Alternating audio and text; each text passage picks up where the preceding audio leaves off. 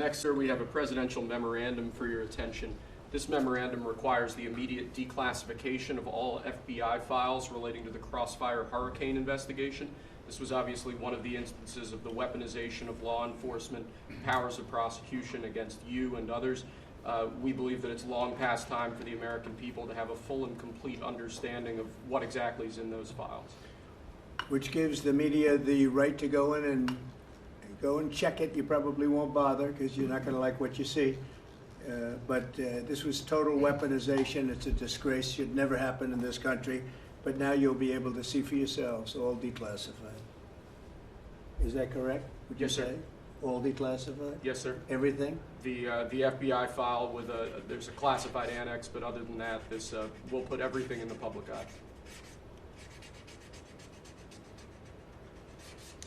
Is anybody going to look? Huh? What about you? You going to look?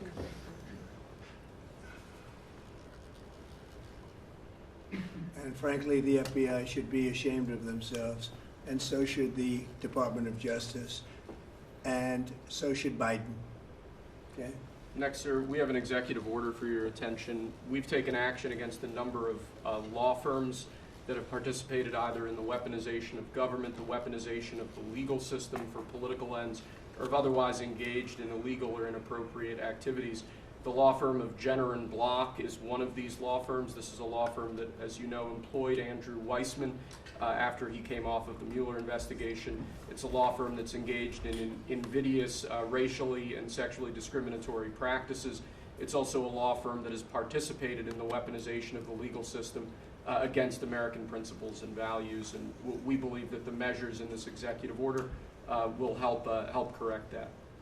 And Andrew Weissman is the main culprit? He's certainly with respect to this firm. He is one of a number of reasons that we believe this executive order is warranted. He's a bad guy.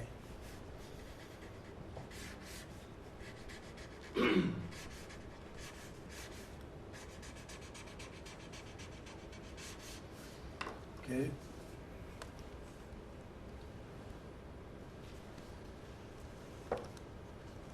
Next, sir, we have an executive order for your attention relating actually to government payments.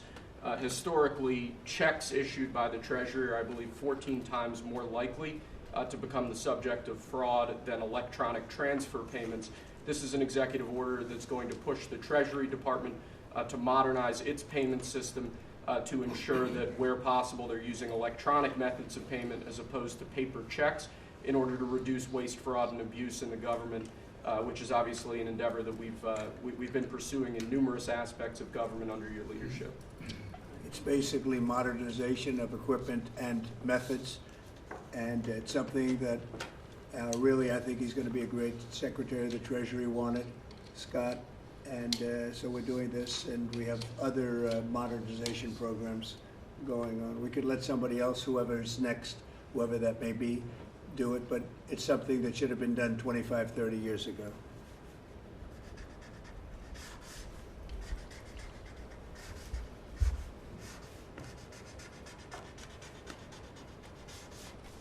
Okay.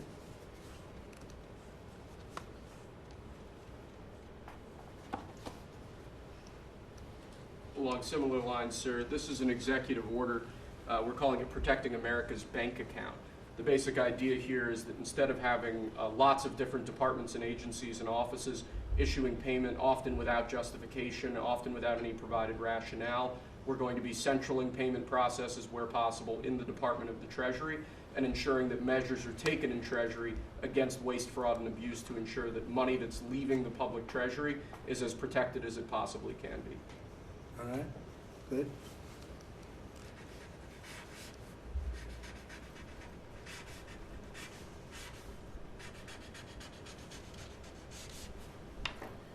Many of these things should have taken place decades ago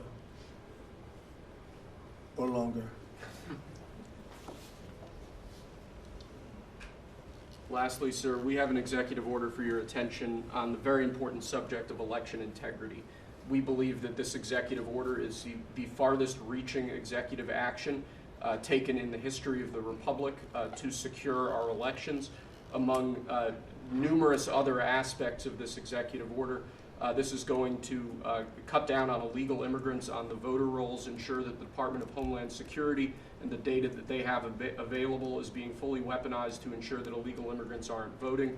This will include a citizenship question on the federal voting form for the first time. This executive order instructs the EAC to cut federal funding to states that don't take reasonable steps to secure their election. This calls on the Department of Justice to vigorously prosecute election crimes, particularly in states that we don't believe are in compliance with federal law around election integrity. I could go on and on for a while, sir, but the compliance with National Election Day rules, cracking down and investigating and prosecuting foreign interference in our elections, revoking President Biden's Executive Order 14019, which essentially weaponized government to corrupt and pollute our election process. There's a lot in here, but we believe that these are very important steps that we need to be taking as an administration at your direction to ensure that our elections are as secure as they possibly can be. Okay, you all understand that? Yes. Election fraud, you've heard the term. We'll end it, hopefully.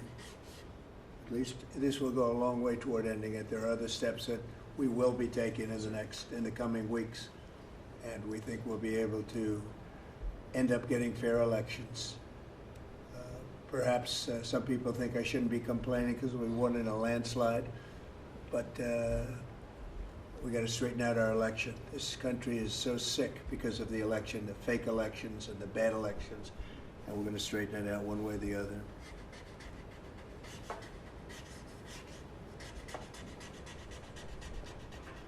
And it's an honor to sign this one. To sign all of them, but to sign this one is a great honor.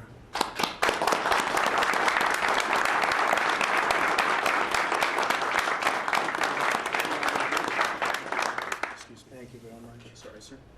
So we're going to go around the room a little bit quickly, and we're going to introduce these very outstanding people. They've had, in all cases, outstanding careers. They're very incredible people that are going along as rapidly as the system can go along. We're ahead of, I guess, anybody else thus far. So I want to thank John Thune.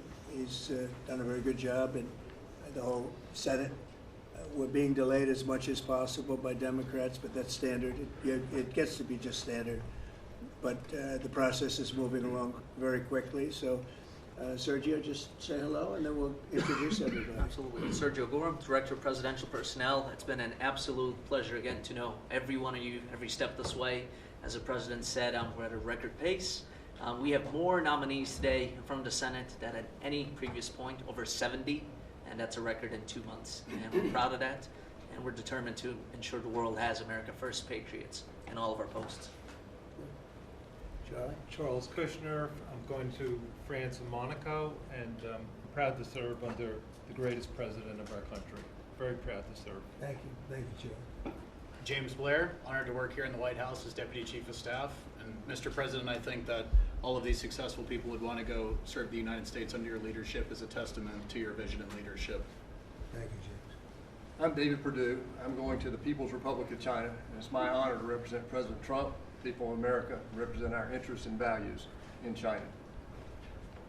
I'm Leah Campos. I'm going to represent the President in the Dominican Republic. Mr. President, thank you for the honor to serve you in the role. Thank you. Thank you. Mike Waltz, National Security Advisor. Look forward to working with every one of you on behalf of the President, his leadership, and the American Thank you. people. John Arrigo. I am going to the Republic of Portugal, and I'm very excited to do so and serve on what I consider one of my closest friends and one of the best presidents this country has ever had. Thank you.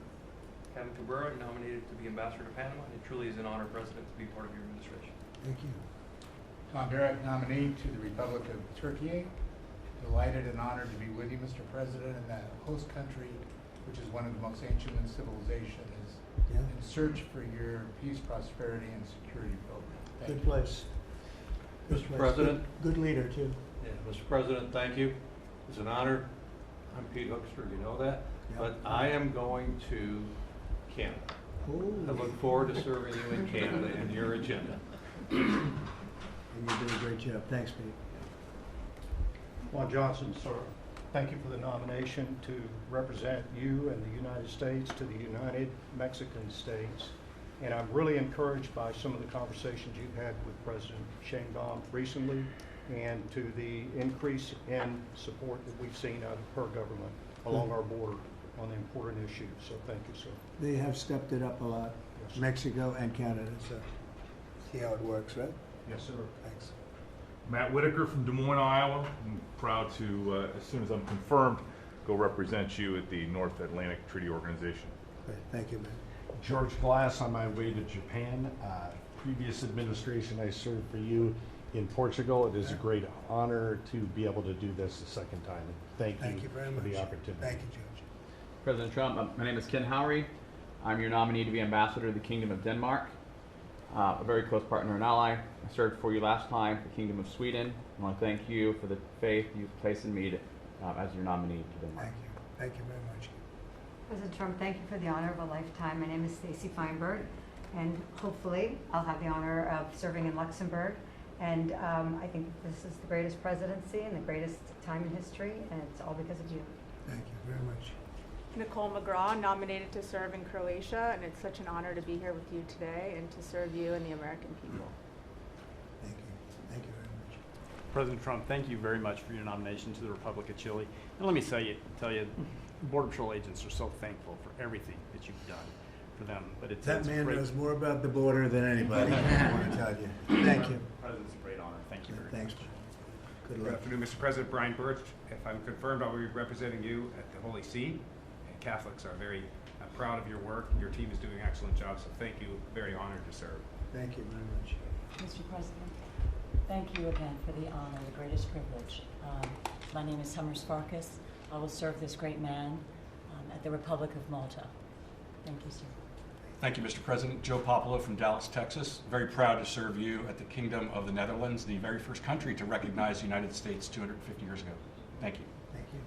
Mr. President, if I'm confirmed, I will be representing you in the state of Israel. It will be an extraordinary honor, and you've done more for Israel than any president in any time of its history, and we are grateful.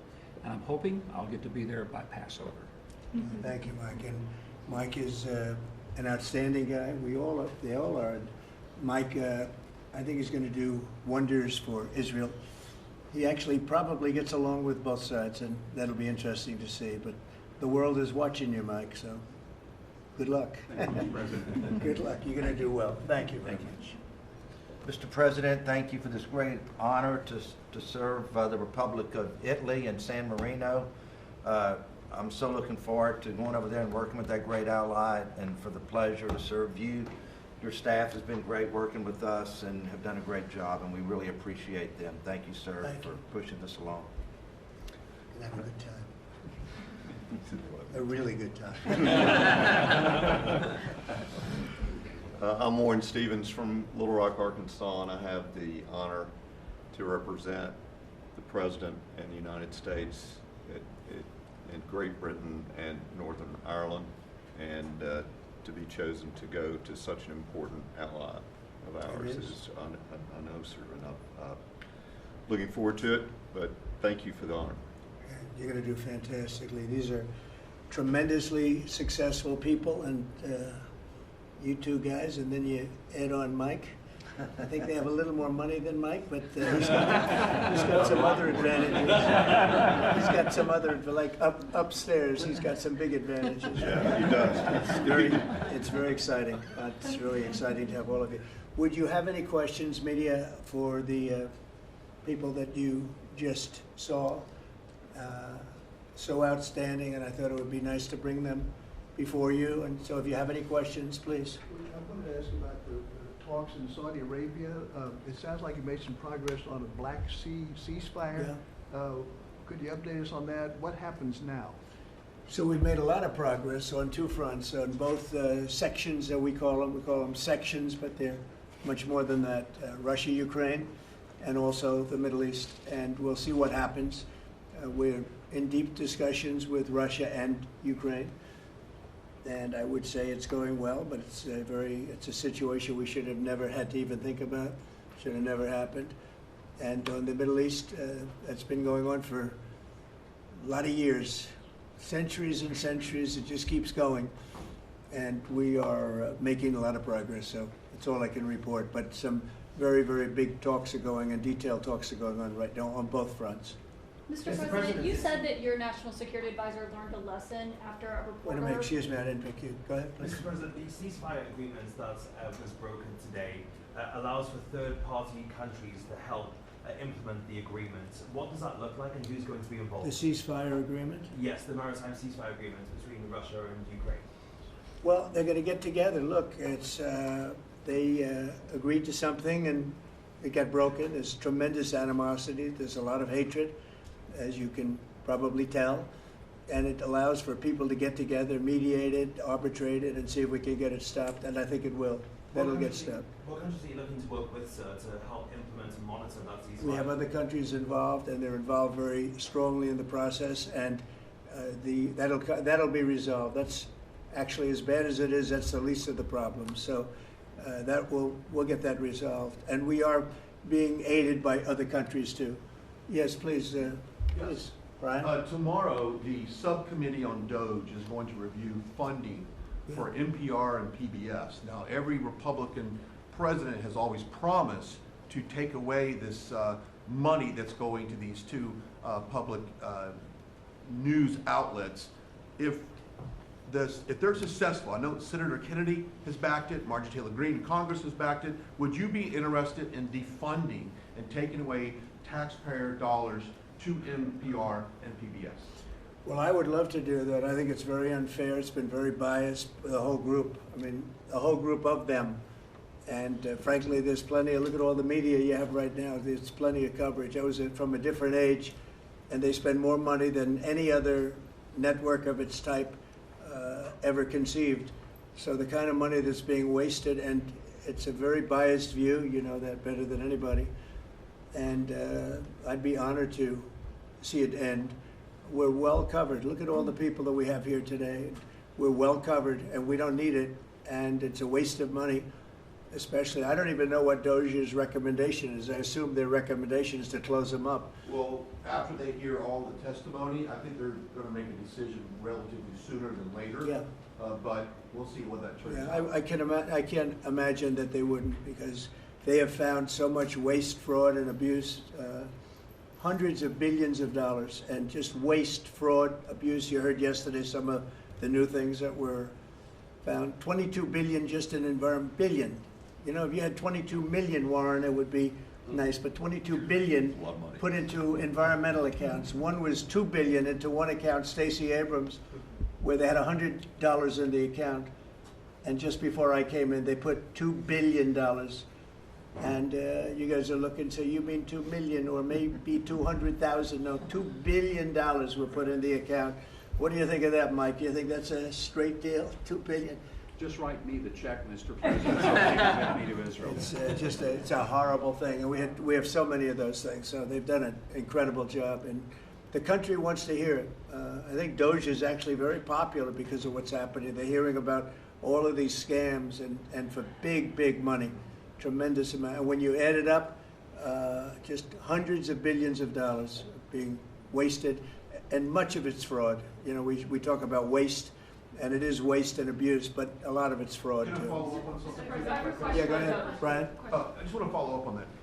If Planned Parenthood is defunded, would you look into the harvesting of baby organs that they've done throughout the years and maybe go after some criminal prosecution on that? Well, I think you're talking about a subject that is a heated subject, and we'll look into it. We're going to look into everything, but that's certainly a subject that's been debated for a long time, and we will look into it, yeah. Mr. President, Some senators have expressed hope that the White House will support a rescission package to codify some of the DOGE cuts into law. Where does the White House stand on that? And are you making progress? The which on that? package? A rescission package to codify some of the DOGE cuts into law. You know what, it would be great. I think we're going to do that. I think they're going to do it. I think we're also going to be codifying a lot of the executive orders that we've done, which have been very popular.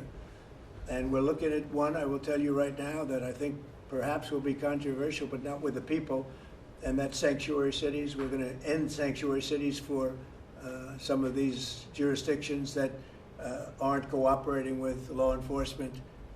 They're guarding criminals. They're taking the rights away from the citizens of their state and their city. And we're going to be ending sanctuary cities if we find it necessary to do in certain major areas. And we may just end the entire thing altogether because it's just a way of protecting criminals. And nobody else is benefited by that. And for some reason, Democrats want to keep and they want to shield criminals from being sent back to their countries or being sent to prison. And in the meantime, the crime rate has gone through the roof. Under Biden, it was through the roof. It's starting to come down, but we're taking a lot of people out of here. So we may be presenting you very shortly with a executive order ending sanctuary cities. Mr. President, are you going to change any of the practices that your national security officials used after a reporter was inadvertently added to a group chat about attacks on Yemen? Well, I think it's a question I've been asked now, and I've given a few answers, and they've all been the same.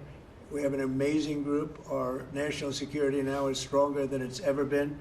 We have had a very, very successful, numerous attacks on that area. These are people that shoot down ships, not only our ships, ships all over the world. They're shooting down right out of the water and damaging them badly, or they're going down. They're also shooting anything that happens to be flying in the area.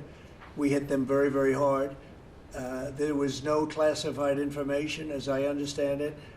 They used a app, if you want to call it an app, that a lot of people use, a lot of people in government use, a lot of people in the media use. And I think I'll ask Mike. Mike is here. Do you want to respond to that, please? Yes, Mr. President. You asked about lessons. I think there's a lot of the lessons. There's a lot of journalists in this city who have made big names for themselves, making up lies about this president, whether it's the Russia hoax or making up lies about Gold Star families. And this one in particular, I've never met, don't know, never communicated with, and we are looking into and reviewing how the heck he got into this room. But I'll tell you what, the world owes President Trump a favor. Under Biden, global shipping was shut down. Pinprick attacks, months between them, our destroyers being fired upon dozens of times. President Trump took decisive action with his national security team, took out the head missileer, knocked out missiles, knocked out headquarters, knocked out communication sites. And for once, as we hear, as you all hear from every one of our allies, thank God for American leadership again. Thank God for American strength. You're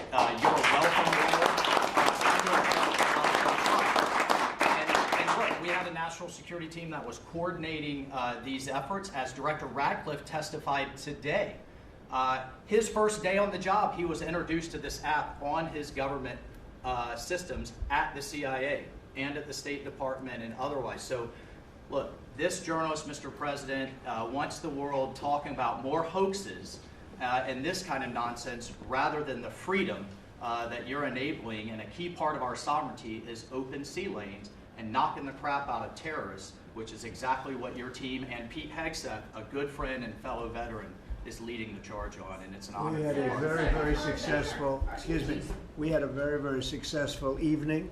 And we've had numerous successful evenings and days in that area. The Houthis are absolutely on the run. The worst of them has been killed. This should have been done a long time ago by Biden, but Biden was an incompetent president. He couldn't do anything. He didn't know where he was going. He had no clue. This guy had no clue. This should have been done a long time ago. As they shoot missiles at ships, randomly shoot missiles at ships. And they make their own missiles. You know, this is not an incompetent group of people. They make their own missiles. They get the missiles also from Iran. It's an offshoot of Iran, another offshoot. You have Hamas, you have Hezbollah, you have the Houthis. You got a lot of stuff going on with Iran. And we sent a letter to Iran. You're going to have to be speaking to us one way or the other pretty soon because we can't let this happen. But that's an app that a lot of people use. And somebody got on. I mean, happened to know the guy's a total sleazebag. The Atlantic is a failed magazine. Does very, very poorly. Nobody gives a damn about it. This gives it a little bit of a shot. And I will tell you this: that they've made up more stories, and they're just a failing magazine. The public understands that. He's a very good man. That man is a very good man right there that you criticize so strongly. He's a very good man. And he will continue to do a good job. in addition to him, we had very good people in that meeting, and those people have done a very, very effective job, and you're going to see it. And it goes on, by the way. It's going to go on. And I think the Houthis wish that it didn't happen, but that's what it's all about. We have to create a safe country, a safe world, and that's what we're doing. Do you worry that national security was put at risk, Mr. President? Of senior officials using signal. Do I plan to ban who? The use of signal to communicate from senior officials. Well, I don't know I don't know anything about Signal. I wasn't involved in this, but I just heard about it. And I hear it's used by a lot of groups. It's used by the media a lot. It's used by a lot of the military, and I think successfully. But sometimes somebody can get onto those things. That's one of the prices you pay when you're not sitting in the situation room with no phones on, which is always the best, frankly. But you know, the best is to be there. In fact, oftentimes I've been in fact, just last week I was in the situation room on something very important, and we had a couple of people hooked up by line, and I said, cancel the line. Sorry, fellas, what you do is we'll tell you all about the meeting, because I know people do get on those lines, whether it's Signal or anything else. Yeah. So are you going to change any procedures as a result of this? Well, I mean, look, we look at everything, and you know they've made a big deal out of this because we've had 2 perfect months. We are bringing in business. We have another one announced tomorrow, a big one, very big. Like in the history of our country, nobody's ever seen anything like it. And I think probably a lot of people are saying they started by saying it was the greatest first month that a president has ever had, and I think that's true. And now they say it's the best second month, and they had to find something. And this certainly will look at this, but the main thing was nothing happened. The attack was totally successful.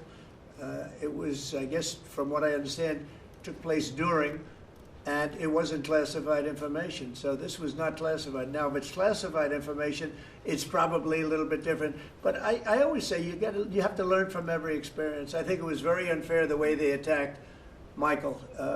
He's a good person.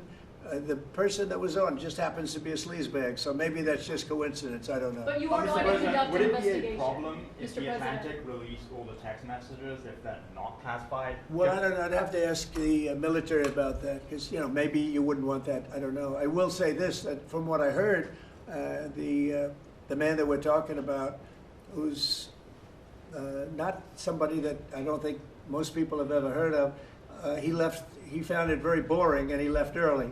He got off the line very early.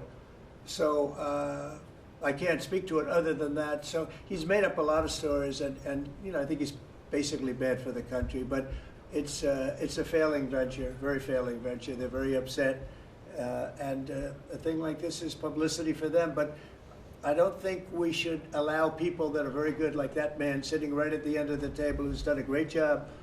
We shouldn't allow them to be hurt by it. Mr. President, can I follow up on that? Yeah, go ahead. Are you saying you're okay with the continued use of Signal by administration officials? No, that's not what I said. I said we'll look into it, but everybody else seems to be using it. It seems to be the #1 used device or app, whatever you want to call it, and we will certainly look. If it was up to me, everybody would be sitting in a room together. The room would have solid lead walls and a lead ceiling and a lead floor. But, you know, life doesn't always let you do that. In the meantime, the attack itself that we were talking about and discussing has been an unbelievable success. But you will conduct an investigation, is what you're saying into this. We'll look into it, sure. Mr. President, I would look into it, sure. I want to look into Is that the FBI? Or anything who like would do that. I would ask them. It's not really an FBI thing. It's really something having to do with security. Security, like, will somebody be able to break in? Are people able to break into conversations? And if that's true, we're going to have to find some other form of device. And I think that's something that we may have to do. Some people like Signal very much. Other people probably don't. But we'll look into it. I think, Michael, I've asked you to immediately study that and find out. If people are able to break into a system, now in this case it wasn't that this attack was going on and nobody found out anything. And again, the person that was on, as I understand it, he left very early because he didn't find it very exciting. But I think it's something you should look into. Yes, sir, we are. We have our technical experts looking at it. We have our legal teams looking at it. And of course, we're going to keep everything as secure as possible. No one in your national security team would ever put anyone in danger. And as you've said, and we've repeatedly said, the attack was phenomenal and it's ongoing. But the media wants to talk about everything else except for the hostages you're getting out of the Middle East, Iran on its back foot, sea lanes getting reopened, peace in Europe. As we just saw today with a Black Sea ceasefire, we were just on with Steve Witkoff, myself, our team in Saudi Arabia. They want to talk about all this other stuff except for your amazing successes and the successes of your team. One of the other things, and sometimes you have to move very quickly, and there are other devices that are very good, but they are very, very cumbersome, and you're not able to use them and from a practical standpoint. So all we can do is find out the best we have with modern technology. They'll probably get better over the years. Yeah, go ahead. Sir, on the Black Sea, so the Kremlin has said that there are several conditions that would need to be met for this agreement to happen. This includes sanction relief for banks and some companies. Did the U.S. agree to all of those conditions that they laid out? They will be looking at them, and we're thinking about all of them right now. There are about 5 or 6 conditions. We're looking at all of them. Minister said that it's looking into how a journalist got added to that Signal chat. Is it possible that there could be a firing of even a lower mid-level official once that person is identified? About what? About the Signal chat that we've been discussing. We've pretty much looked into it. It's pretty simple, to be honest. It's not. It's just something that can happen. It can happen. You can even prepare for it. It can happen. Sometimes people are hooked in and you don't know they're hooked in. They're hooked into your line and they don't even mean bad by it. But it's not a perfect technology. There is no perfect technology. The really good ones are very cumbersome, very hard to access. And I think we're going to look at, we always want to use the best technology. This was the best technology for the moment. But again, it wasn't classified, so they probably viewed it as being something that wasn't that important. And it obviously, with the attack being, I mean, I don't know if it's been read out to you yet, but that attack was a tremendous success for the U.S., a tremendous success. Who said the information, Go ahead, was please. not classified? Do you think that Mike Waltz made a mistake, and does he need to apologize? No, I don't think he should apologize. I think he's doing his best. It's equipment and technology that's not perfect, and probably he won't be using it again, at least not in the very near future. What do you think? That's sir. I agree with you. Let's get everybody in the room whenever possible. A lot of times you find out defects by exactly things like that, but I don't think it's something we're looking forward to using again. We may be forced to use it. You may be in a situation where you need speed as opposed to gross safety, and you may be forced to use it, but generally speaking, I think we probably won't be using it very much. The Secretary of Defense, on that chain, the Secretary of Defense, Pete Hegseth, and J.D. Vance, the Vice President, said that the Europeans were freeloading. Do you agree with that assessment? Do you really want me to answer? Yes, sir. Yeah, I think they've been freeloading. The European Union's been absolutely terrible to us on trade, terrible. And as you know, NATO, I got them to pay hundreds of billions of dollars. They were way behind. And if you look even, if you look at Ukraine, so we're in for $350 billion because of Biden. Should have never happened, this war. All these dead people should not be dead. All these broken cities that are demolished down to the ground, those gorgeous towers, the most beautiful in the world, the most beautiful spires in the world. The spires in Ukraine were said to be the most beautiful of all.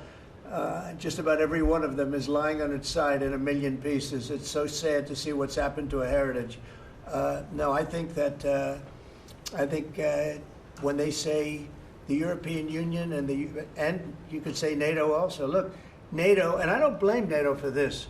I don't blame Europe for this. I blame Biden for the fact that he didn't make them equalize. And to this day, I said to him, you got to catch up, you got to equalize. But why are they in for $100 billion and we're in for possibly $350 billion? It shouldn't be. It shouldn't be. And you could say more important for them because we have an ocean in between. So, you know, it's one of those things. You'll be seeing Liberation Day. I call it Liberation Day in America. You're going to be seeing it on April 2nd. Didn't want to do it on April 1st for the obvious reason, April 2nd. But you'll be seeing tariffs, and I think I've been very fair. I have them set, but I think I've been very fair to countries that have really abused us economically for many, many decades. Mr. President, who told you that information was not classified?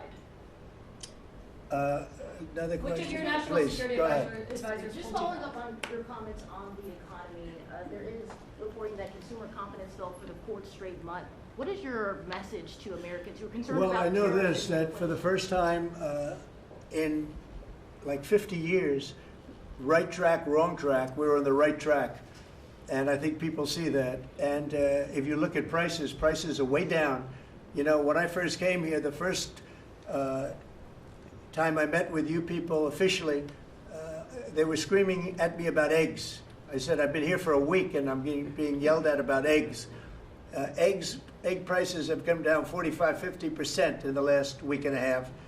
And our Secretary of Agriculture has done a great job. As you know, Brooke, she's done a fantastic job, and others working with her have done a great job. But we brought eggs down at a level that nobody thought we could get at.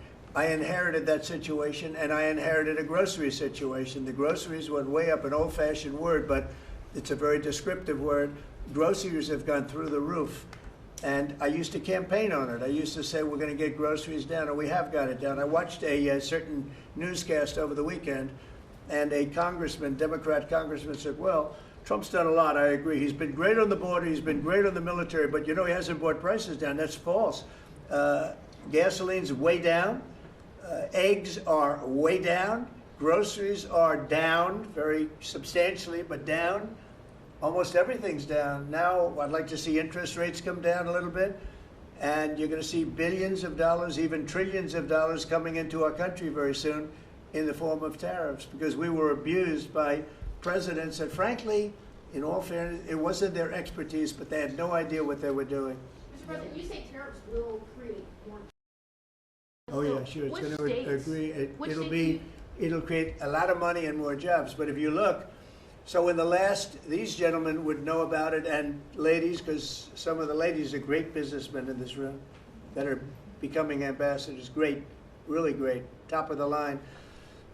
When you look at the number of companies that have said, like, we're close to, I would say close to $4 trillion. We never had numbers like that. The #1 chip maker in the world from Taiwan coming in with $200 billion. We have Apple. Look at Apple. $500 billion. $500 billion. They're going to build plants all over the United States. They were all being built in China. You have many, many companies, and maybe above all, you have the car companies coming in at levels that nobody's ever seen before. We have Honda is opening up one of the biggest plants in the world in Indiana, and many car companies are coming in. We have AI. We're leading China by a lot in AI, and we're going to keep it that way because we've made it very good for them, and we're going to protect them. Once they're here, we'll protect them through taxes, through incentives, and also through tariffs. Thank you very much, everybody. Thank you very much. Thank you.